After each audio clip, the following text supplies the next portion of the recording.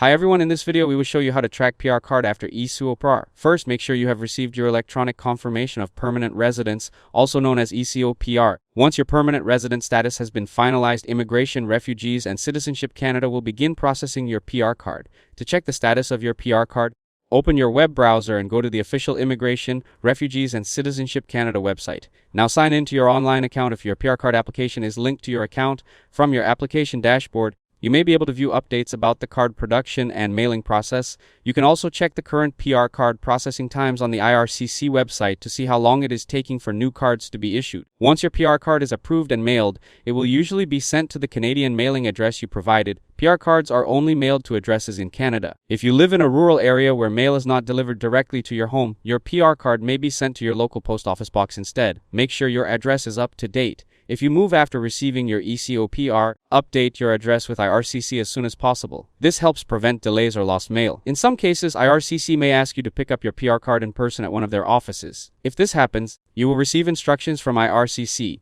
When attending the appointment, bring your passport or travel document along with any original documents that were submitted during your application process. After receiving your PR card, carefully check all the information printed on it, including your name, date of birth, and other personal details. If you notice any mistakes, contact IRCC to request a correction or replacement card. If you previously had a PR card that has expired, destroy the old card once you receive the new one. Remember that your PR card is an important travel document. You should have a valid PR card before leaving Canada, because you will normally need it to return to Canada by commercial transportation such as an airplane, train, bus, or boat. If you leave Canada without a valid PR card, you may need to apply for a permanent resident travel document, also known as a PRTD, before returning. It is also a good idea to keep a record of all your trips outside Canada. This information may be required in the future when renewing your PR card or applying for Canadian citizenship. If this video helped you out, don't forget to leave a like and subscribe to the channel. Thanks for watching, and I'll see you in the next one.